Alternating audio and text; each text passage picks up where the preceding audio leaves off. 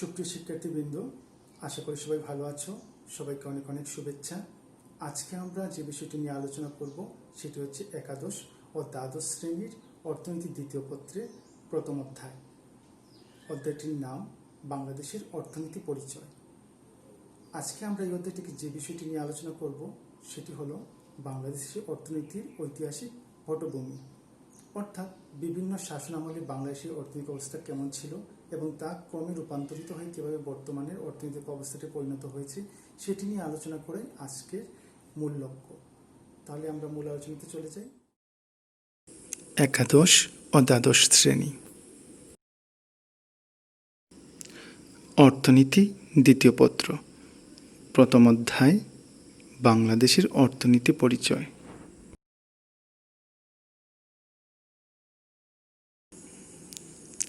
আজকের আলোচ্য বিষয় বাংলাদেশের অর্থনীতির ঐতিহাসিক পটভূমি। বাংলাদেশের অর্থনীতির ঐতিহাসিক পটভূমি 1971 সালে মহান মুক্তিযুদ্ধে বিজয় লাভের মধ্য দিয়ে বিশ্বের সংযোজন ঘটে বাংলাদেশ নামক সার্বভৌম একটি রাষ্ট্রের। এর পূর্বে এ ভূখণ্ড 24 বছর পশ্চিম পাকিস্তানের শাসনের অধীনে ছিল। তারও আগে অত্র অঞ্চল 190 বছর ব্রিটিশ শাসন ও শোষণের অন্তর্ভুক্ত ছিল। এখানেই শেষ নয়, তারও পূর্বে এ ভূখণ্ড হিন্দু রাজা, বৌদ্ধ, আর্য ও অনার্যদের অধীনে শাসিত হয়েছিল। আলোচনার সুবিধার্থে তাই বাংলাদেশের অর্থনীতির ঐতিহাসিক পটভূমিকে 4টি অংশে ভাগ করা যেতে পারে।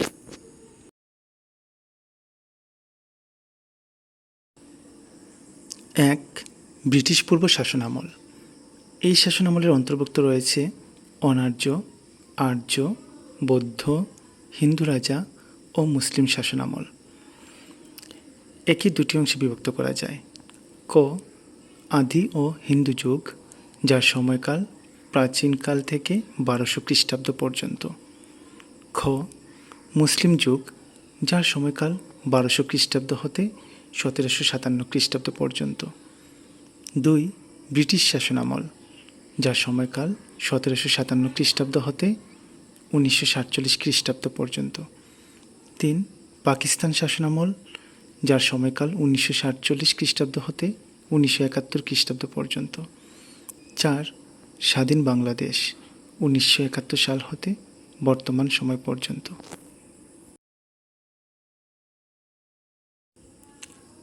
এখন আমরা বিস্তারিত আলোচনা করব। 1.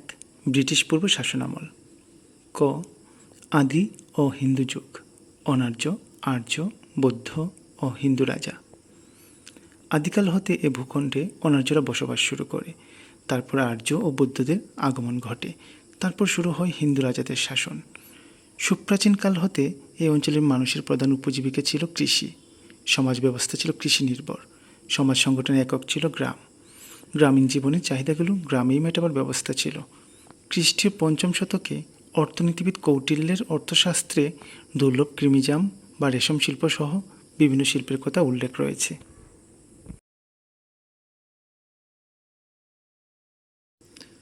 মৌর্য, গুপ্ত, পাল, সেনযুগ বিভিন্ন সময় অতিক্রান্ত হওয়ার পরও 1200 খ্রিস্টাব্দ পর্যন্ত এ অঞ্চলে কৃষিকেন্দ্রিক অর্থনীতি বিরাজমান ছিল।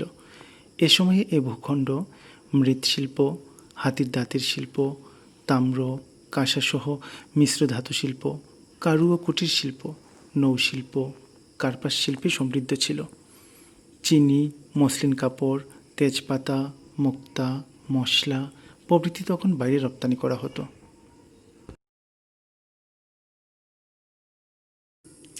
খ. মুসলিম যুগ, 1200 খ্রিস্টাব্দ হতে 1757 খ্রিস্টাব্দ পর্যন্ত মধ্যযুগের অর্থনীতিতে এ অঞ্চলে মুসলিম যুগের শাসনামল লক্ষ্য করা যায়। বখতিয়ার খিলজির বাংলা বিজয় হতে ব্রিটিশ রাজত্বের শুরু পর্যন্ত এই ভূখণ্ডের অর্থনীতির মৌলিক কোনো পরিবর্তন হয়নি। মধ্যযুগীয় শেরশাহের আমলে সমগ্র রাজত্বকে কতগুলো সরকার ও পরগনায় বিভক্ত করা হয়। তখন জমির উৎপাদিত ফসলের 1/4 খাজনা হিসেবে কৃষকরা দিত। বাদশাহ আকবরের আমলে 1582 খ্রিস্টাব্দে রাজা টুডরমল এ অঞ্চলের রাজস্ব বন্দোবস্তের তালিকা তৈরি করেন। ইতিহাসে মুসলিম শাসনামলকে স্বর্ণযুগ বলা হয়। এ সময় নৌশিল্পের প্রসার ঘটে। রণতরীসহ পালতোলা যাত্রীবাহী বিভিন্ন ধরনের নৌকা এ সময় তৈরি হয়। চট্টগ্রাম বন্দরের উন্নয়নও তখন হয়েছিল।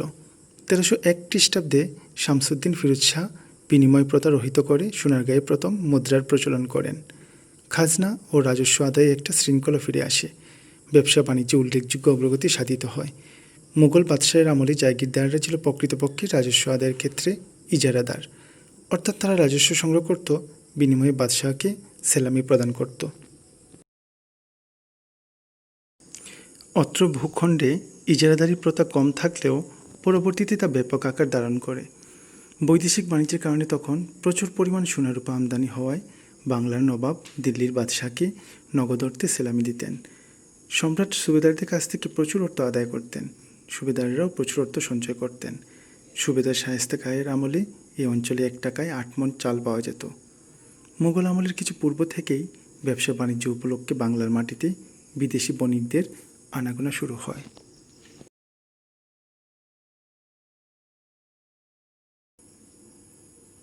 বিদেশি বণিকদের মধ্যে সর্বপ্রথমে ভূখণ্ডে আসে পর্তুগিজরা, 1615 খ্রিস্টাব্দে আসে ওলন্দাজরা, তারপর আসে ফরাসি ও ইংরেজরা। 1638 খ্রিস্টাব্দে ইংরেজরা স্বাধীনভাবে ব্যবসা করার অনুমতি পায় এবং 1651 খ্রিস্টাব্দে তারা প্রথম কারখানা স্থাপন করে। ক্রমে ইংরেজরা এদেশে ব্যবসা বাণিজ্য সম্প্রসারণের সাথে সাথে বাংলার অভ্যন্তরীণ বিষয়ে হস্তক্ষেপ করতে শুরু করে, যার ফলস্বরূপ 1757 খ্রিস্টাব্দে সংঘটিত পলাশির যুদ্ধে ইংরেজরা এ ভূখণ্ডের নবাব সিরাজউদ্দৌলাকে পরাজিত করে ব্রিটিশ শাসনের সূচনা করে।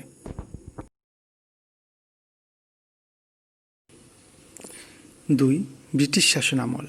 1757 খ্রিস্টাব্দ হতে 1947 খ্রিস্টাব্দ পর্যন্ত এ ভূখণ্ডে ব্রিটিশ শাসনামল বিরাজমান ছিল।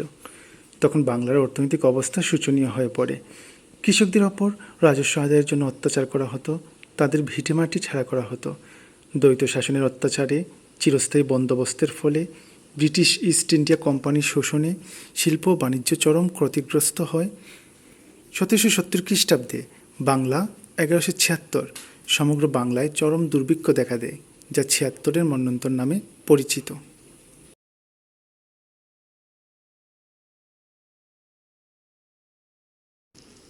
ইংরেজরা বাংলার শিল্প ধ্বংস করে দিয়েছিল। ভারত হতে ইউরোপে পণ্য রপ্তানি নিষিদ্ধ করে আইন পাস, কিছু পণ্যের উপর উচ্চ হারে কর আরোপ করে ইংরেজরা শিল্প বিপ্লবের পর নিজেদের পণ্যের প্রসার ঘটানোর উদ্যোগ নেয়। বাংলার তাঁত শিল্প সহ অন্যান্য কুটির শিল্প জোর করে তারা ধ্বংস করে। এজন্য তারা তাঁতিদের বুড়ো আঙ্গুল কেটে দিত। পরবর্তীতে নীল চাষের জন্য কৃষকদের বাধ্য করে বাংলার অর্থনৈতিক মেরুদণ্ড ইংরেজরা ভেঙে দিয়েছিল।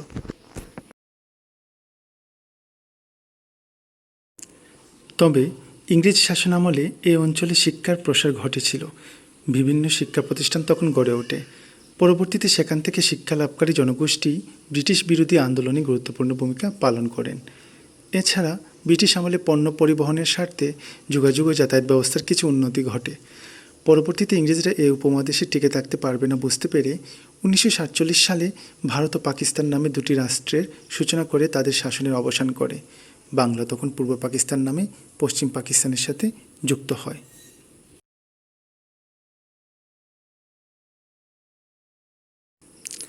3. পাকিস্তানি শাসনামল। 14 আগস্ট 1947 সালে পাকিস্তান জন্মের সাথে সাথে এ ভূখণ্ড তার অন্তর্ভুক্ত হয়। এ অঞ্চলের জনগণ ভেবেছিল 190 বছরের শোষণ ও বঞ্চনার পর প্রগতি ও সমৃদ্ধির দিকে এগিয়ে যাবে।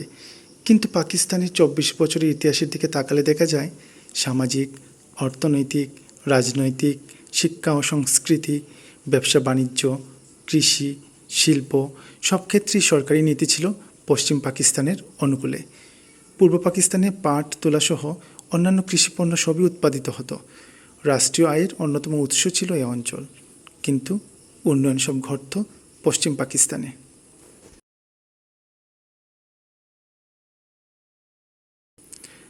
পূর্ব ও পশ্চিম পাকিস্তানের মধ্যে ভৌগোলিক দূরত্ব ছিল প্রায় 1600 কিলোমিটার বা 1000 মাইল। পশ্চিম পাকিস্তানের 4টি প্রদেশ যথা পাঞ্জাব, সিন্ধু, বেলুচিস্তান ও উত্তর পশ্চিম সীমান্ত প্রদেশের সাথে পঞ্চম প্রদেশ হিসেবে যুক্ত হয় পূর্ব পাকিস্তান। মোট জনসংখ্যার 54% পূর্ব পাকিস্তানের হলেও পুরো পাকিস্তানের কর্তৃত্ব পায় পাঞ্জাব। কৃষিক্ষেত্রে পূর্ব পাকিস্তানে উদ্ধৃত থাকলেও তা চলে যেত পশ্চিম পাকিস্তানে। ব্যাংকিং ও অর্থায়নের নিয়ন্ত্রণ ছিল পশ্চিম পাকিস্তানের হাতে।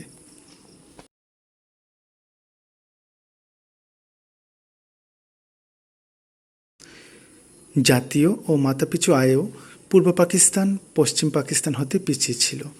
নিয়োগ বা কর্মসংস্থানে প্রাধান্য পেত পশ্চিম পাকিস্তানের জনগণ।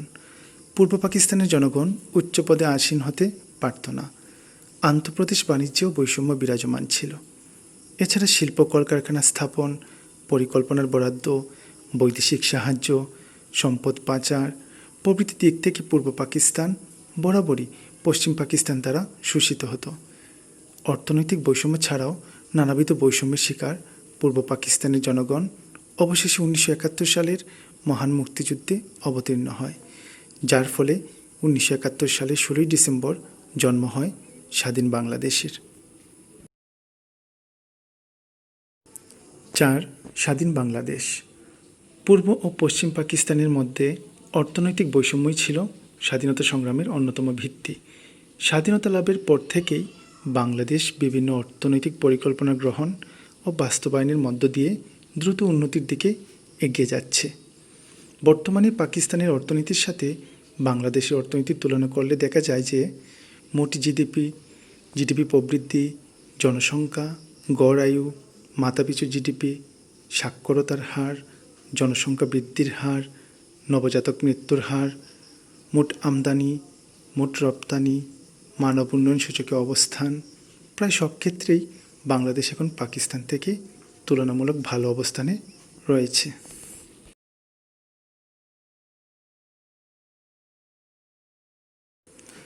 বাংলাদেশে মাথাপিছু আয়, শিক্ষার হার দ্রুত বৃদ্ধি পাচ্ছে, নির্ভরশীলতার হার হ্রাস পাচ্ছে, দেশি বিদেশি বিনিয়োগ বাড়ছে, দারিদ্রতার হার ও বেকারত্ব ক্রমশ হ্রাস পাচ্ছে, অর্থনৈতিক প্রবৃদ্ধি 7% অধিক হারে অর্জিত হচ্ছে, যাতায়াত ও যোগাযোগ ব্যবস্থার উন্নয়ন ঘটছে। সাম্প্রতিক সময়ে বাংলাদেশ উন্নয়নশীল দেশ হিসেবে পরিচিতি লাভ করেছে।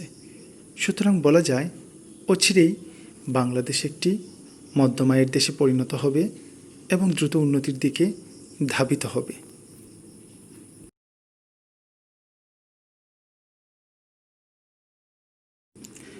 পরিশেষে বলা যায় সুপ্রাচীন কাল থেকে বাংলার অর্থনীতি ছিল কৃষি নির্ভর। ব্রিটিশ পূর্ব যুগে এ অর্থনীতির মৌলিক কোনো পরিবর্তন হয়নি।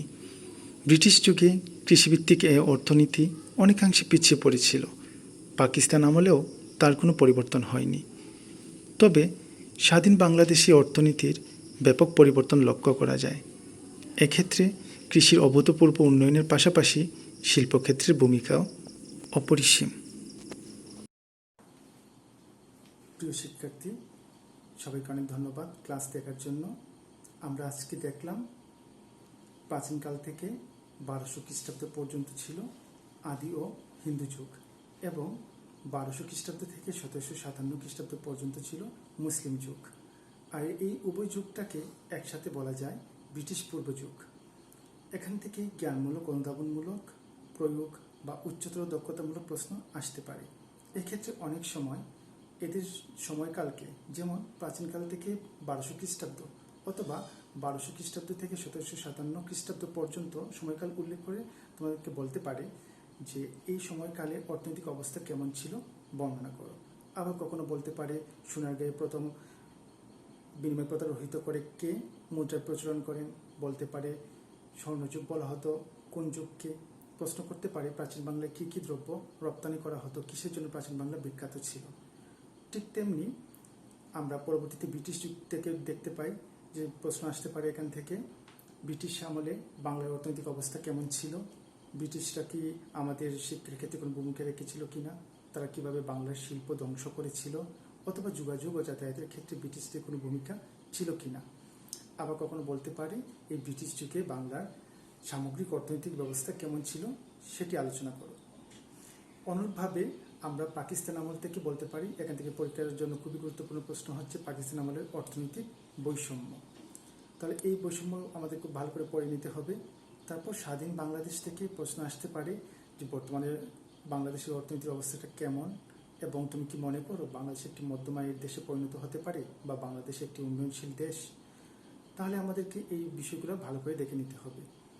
আর তোমাদের জন্য বাসার কাজ থাকবে এই বিষয় বা শিক্ষণফল থেকে অতীতে বোর্ডে যে সমস্ত প্রশ্ন এসেছে সেগুলো সমাধান করা। যদি তোমরা সেটা করে নিতে পারো তাহলে ভবিষ্যতে এই বিষয় থেকে যে প্রশ্নই আসুক না কেন তোমাদের উত্তর করতে কোনো সমস্যা হবে না। তোমাদের জন্য অনেক অনেক শুভকামনা। বাসার কাজ 1. কোন যুগকে স্বর্ণযুগ বলা হয় ও কেন বলা হয়? 2. প্রাচীন বাংলা কিসের জন্য বিখ্যাত ছিল? 3. ব্রিটিশ যুগে বাংলার অর্থনৈতিক অবস্থা কেমন ছিল? 4. ব্রিটিশরা কিভাবে বাংলার শিল্পকে ধ্বংস করেছিল? 5. শিক্ষা বিস্তারে ব্রিটিশরা কি কোনো ভূমিকা রেখেছিল? 6. যোগাযোগ ও যাতায়াত ব্যবস্থার উন্নয়নে ব্রিটিশদের কি ভূমিকা ছিল? 7. মধ্যযুগের অর্থনৈতিক অবস্থা কেমন ছিল? 8. পাকিস্তান আমলের অর্থনৈতিক বৈষম্য বর্ণনা করো। 9. বিভিন্ন শাসনামলের অর্থনৈতিক অবস্থার তুলনামূলক বিশ্লেষণ করো। 10. স্বাধীন বাংলাদেশের অর্থনৈতিক অবস্থান ব্যাখ্যা করো। বিগত বছরের বোর্ড প্রশ্ন অনুশীলন করতে হবে। সবার জন্য অনেক শুভকামনা রইল।